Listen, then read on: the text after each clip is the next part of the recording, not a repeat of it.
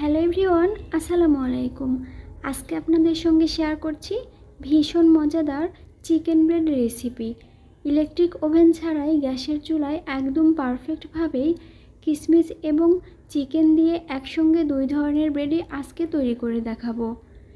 Chicken bread খেতে বাচ্চারা একটু বেশিই পছন্দ করে। আপনারা চাইলে বাচ্চাদের টিফিনেও এই ব্রেড দিয়ে দিতে পারেন। তো চলুন দেখে নেওয়া যাক মূল প্রস্তুত প্রণালী।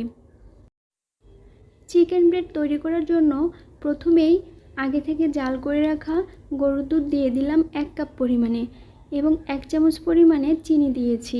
খুব সামান্য একটু লবণ দিয়ে নিলাম। চিনিটা আপনাদের পছন্দ মতো বাড়িয়ে কমিয়ে দিতে পারেন। হাফ টিস্পুন পরিমাণে ইস্ট দিয়ে দিচ্ছি। সব কিছু একটু মিশিয়ে নিচ্ছি। তবে আপনারা চাইলে দুধের পরিবর্তে কুসুম গরম পানিও দিতে পারেন, তবে দুধ দিলে একটু বেশি টেস্টি হয়। ঢেকে দিলাম 10 মিনিট রেস্টে রেখে দেওয়ার জন্য। 10 মিনিট পরে দেখুন ইস্ট একদম অ্যাক্টিভ হয়ে গেছে, খুব সুন্দরভাবে ফুলে উঠেছে। এ পর্যায়ে আটা দিয়ে দিচ্ছি 2 কাপ পরিমাণে। আটা দিয়ে একটুখানি হ্যান্ড উইস্কের সাহায্যে মিশিয়ে নিচ্ছি। খুব ভালো করে হাত দিয়ে মিশিয়ে নিয়েছি। এবার ওপরে সয়াবিন তেল দিয়ে একটু মাখিয়ে দিচ্ছি। এইভাবে করে রেস্টে রেখে দেব 1 ঘন্টার জন্য। এই সময়টুকুর মধ্যেই আমি ব্রেডের জন্য চিকেনের পুরটা রেডি করে নিচ্ছি। চুলায় একটা কড়াই দিয়েছি, পর্যাপ্ত পরিমাণে সয়াবিন তেল দিয়ে দিলাম। তেল গরম হয়ে আসছে, রসুন কুচি দিয়ে দিয়েছি। এ পর্যায়ে 1 কাপ পরিমাণে পেঁয়াজ কুচি দিয়ে নিলাম। তেলে সামান্য একটু ভেজে নিচ্ছি। হাফ চামচ পরিমাণে হলুদ গুঁড়ো দিয়ে নিলাম। খুব সামান্য একটু চিলি ফ্লেক্স দিয়ে নিয়েছি। একটু নেড়ে মিশিয়ে নিচ্ছি। এ পর্যায়ে আগে থেকে সেদ্ধ করে রেখেছিলাম যে চিকেনগুলো, সেগুলো দিয়ে দিচ্ছি। শুধুমাত্র সামান্য একটু লবণ এবং আদা রসুনের পেস্ট দিয়ে এই চিকেন আমি সেদ্ধ করে নিয়েছিলাম। হাফ চামচ পরিমাণে সয়া সস এবং সামান্য একটু লবণ দিয়ে দিয়েছি। সয়া সস দিলে লবণের পরিমাণটা একটু কম দিতে হয়। এইবার আদা রসুনের পেস্ট দিয়ে নিলাম হাফ চামচ পরিমাণে। সব কিছু দিয়ে একটু নেড়ে মিশিয়ে নিচ্ছি। 1 চামচ পরিমাণে টমেটো সস দিয়ে দিচ্ছি। টমেটো সসটা দিলে চিকেনের পুরটা খেতে অনেক বেশি জুসি হয়। তৈরি হয়ে গেছে চিকেনের পুর। এবার আমি নামিয়ে নেব।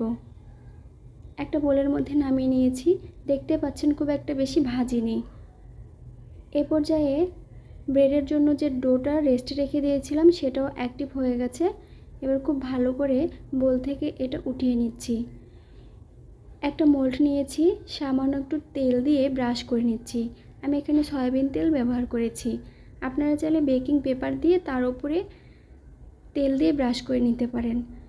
এই তো সামান্য একটু শুকনো আটা দিয়ে তার উপরে ডোটা নিয়েছি। ছোট ছোট করে লেচি কেটে নিচ্ছি। মাঝখান বরাবর কিছু কিশমিশ দিয়ে মুখটা খুব ভালো করে মুড়িয়ে দিচ্ছি। তিনটাই সেম প্রসেসে আমি করে নেব। এই পর্যায়ে চিকেনের পুরগুলো দিয়ে দিচ্ছি। একদম মাঝ বরাবর দিয়ে দিচ্ছি এবং চারিপাশ থেকে খুব ভালো করে মুড়িয়ে নিচ্ছি। দেখে নিশ্চয় বুঝতেই পারছেন এই কাজটা কিভাবে করছি। একটু ঘুরিয়ে ঘুরিয়ে মুড়িয়ে নিলাম এবং খুব ভালো করে মোল্ডের মধ্যে বসিয়ে দিচ্ছি। ছোট ছোটগুলো চারিপাশে দিয়ে দিলাম। এইবার দুধ ব্রাশ করে দিচ্ছি। আপনারা চাইলে ডিমের কুসুমও ব্রাশ করতে পারেন। ওপরে কুসুম কিংবা দুধ ব্রাশ করলে খুব সুন্দর একটা কালার আসে। এই পর্যায়ে আবারও 10 মিনিটের জন্য রেস্ট রেখে দেব এবং চুলায় একটা পাত্র দিয়েছি, নিচে কিছু কাগজ সেট করেছি, উপরে স্ট্যান্ড বসিয়ে দিলাম। ঢাকনাটা লাগিয়ে একদম লো হিটে 3 মিনিট প্রিহিট করে নেব। প্রিহিট করা হয়ে গেছে। এ পর্যায়ে মোলটা খুব ভালো করে পাত্রের মধ্যে সেট করে নেব। চুলার আঁচটা একদম লোতে রেখে 30 মিনিট কুক করে নেব।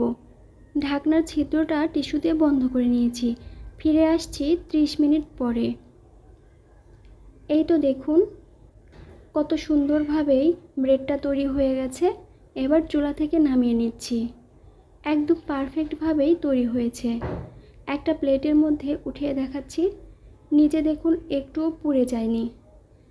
খুব সুন্দরভাবে তৈরি হয়ে গেছে। ছোট ছোটগুলো দেখুন কত সুন্দরভাবে খুলে আসছে সাইড থেকে। এই ব্রেড ভীষণ সফট হয়েছিল, দেখতে যেমন সুন্দর, খেতেও হয়েছিল ভীষণ সুস্বাদু। ভেতরে কিশমিশগুলো দেখুন একদম ফুলে উঠেছে এবং চিকেনের পুরগুলো দেখে তো অনেক বেশি লোভনীয় মনে হচ্ছে। যাই হোক, বাসায় অবশ্যই ট্রাই করবেন, বাচ্চারা খেতে অনেক বেশি পছন্দ করবে। তবে আপনাদের কাছে এই রেসিপি কেমন লেগেছে কমেন্টে অবশ্যই জানাবেন।